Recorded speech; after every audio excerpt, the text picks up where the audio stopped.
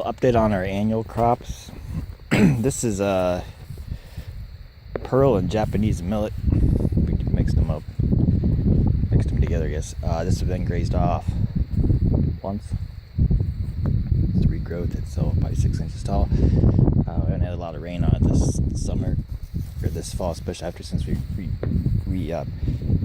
grazed it. And we got lamb's quarter is one of our calving yards. The millet seemed to be kind of slow growing, slow to get started. Where it did grow, it grew really well. We did fight weeds with it. That where it's brown was also millet. This stuff got 5-6 feet tall. We grazed it off twice. Last time we grazed it short, hard so we could reseed it. So there's nothing up there, and then we were feeding some cows up there for a while over the last month or so.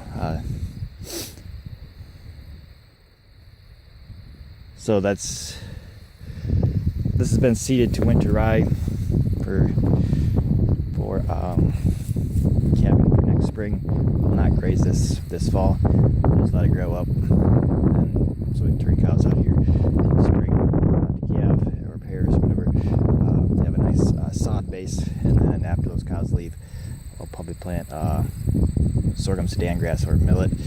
This year we had about 2/3 millet, 1/3 sorghum, or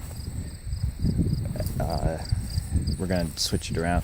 We'll plant probably a little bit of millet just to try it out one more time, and then the rest of it we'll plant and just use sorghum on our wintering yards.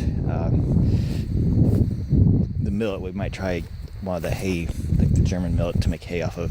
This stuff is coarse. It's supposed to out yield the German millet, but it is coarse.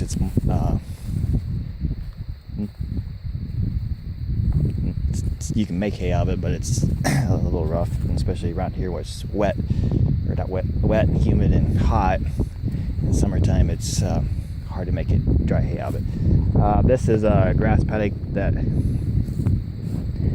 we interseeded with some timothy and red clover and winter rye. We ran cows through here before we did that. It's like the grass is kind of short, so this will just let it grow.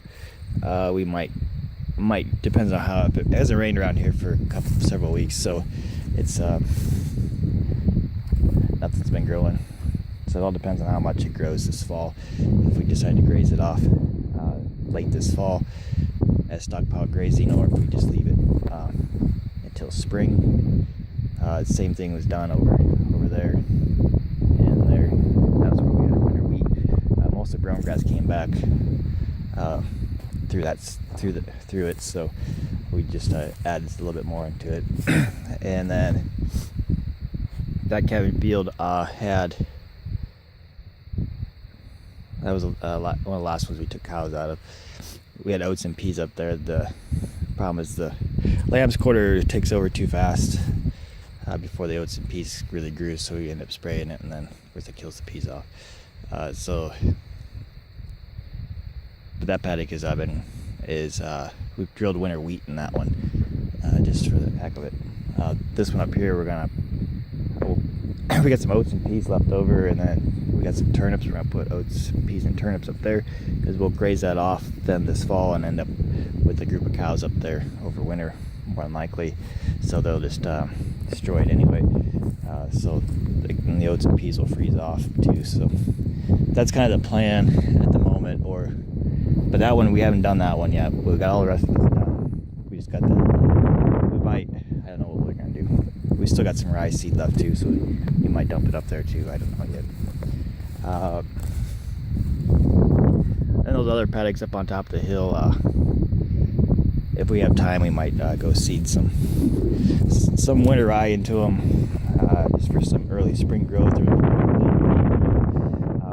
The seed's in the garage. The extras, it ain't gonna grow in the garage, so it might as well be out there. So we'll see how it goes. But we got all of our most of all of our seeding done. That's the nice thing with the drill and no-till, because we no-till everything this time around. As you can cover a lot of ground fast. You don't have to be tilling it up, and yeah, we got fancy tires. Tilling it up and everything. And plus, when it's dry like this, we're saving moisture a lot. And then, like the weedy stuff, I'm not real concerned about it this time of year, because they are on their way out, and so they're not going to compete really with the seeding. But we'll see how this all comes about. That paddock right there, we got trying to reseed that one, but the grass hasn't been taken because of the weather of this spring. So that's got rye and turnips in there. We'll graze that off, but that will be reseeded into pasture next spring. This is the sorghum after it's was grazed. About 25 cows per acre, about 5 days worth of grazing off of it. There is some kind of regrowth, but we weren't planning on regrowth because it's getting too late for the mount anything. So it was grazed once. It was 5-6 feet tall. Previous video when I turned them out shows you what it looked like. It did really well because they were planting more sorghum this coming year into our cabin fields. This is a paddock that was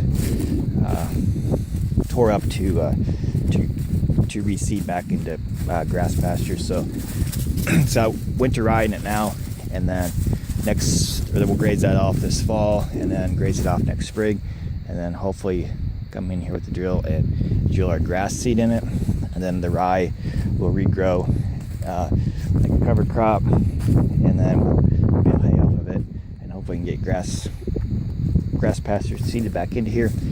The reason we're doing interseeding the winter rye into stuff is because it grows easy. It'll grow this fall and early spring. It'll give the cows a little jump start on grazing, and it's cheap. And we got this extra seed. This was oats and peas. You can see the difference in the residue as we work our way across. This is another calving field. The oats and peas didn't do real well, partially because it was hot, and they tend not to be oats don't really grow real well when it's hot, but we thought we'd try them. Then, like we said, with these calving paddocks, we have problems with lamb's quarter and pigweed. So we need something that grows fast to kind of get out of that. But this is like all no-till as well. It's got winter rye in it, like the other one. It'll just grow up and stay here until we turn cows out next spring, and then after the cows go to summer grass, we'll tear this up and plant sorghum or millet in it, and then we'll graze that off in the fall, like we did with that, and then start over. This paddock was another one that we tore up to reseed to pasture ground last year. This had millet in it. I had winter rye in it last fall. We baled that off, and we seeded pearl millet in it, Japanese millet. We grazed this 2 or 3 times. And now maybe last time we let them chew it down. But as you can see, there's a lot of weeds, weed pressure yet. We're trying to get under control before we go back to seeding our pasture grasses. So this has got winter rye in it as well. This I'd like to get seeded back to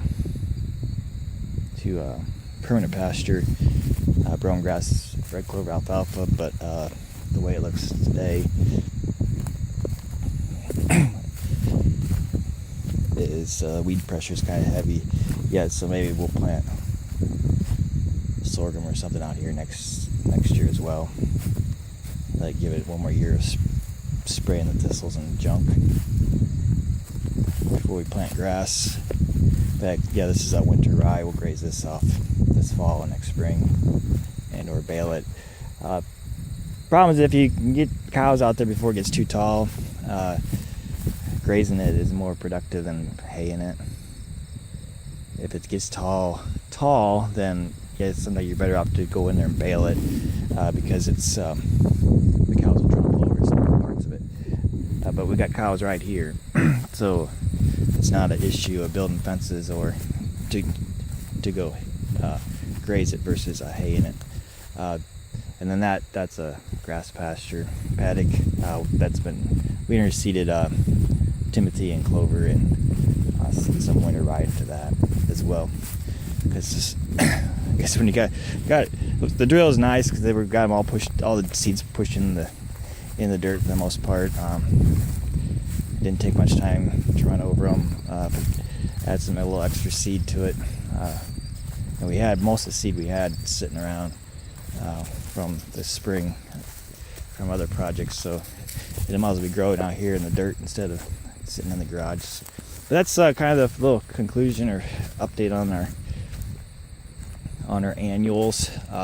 We do have the one more paddock to drill yet. I'll try to get a video of when we drill that, because I haven't got a video of any of it yet, and we've got most of it done.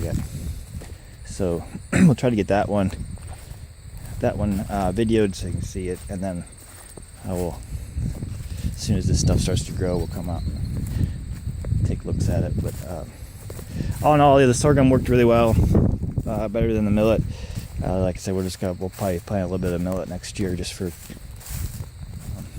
something different. But then most of our cabin fields will be planted into sorghum, Sudan grass, and then the couple paddocks, or at least where the sorghum is, I think we'll put that back into brome grass and clover. And this one, I think we might maybe leave it another year so we can get some of our weeds under control before we seed expensive grass into it. So anyway, thanks for watching. Questions, comments off on YouTube stuff as always, and we'll see you guys next time.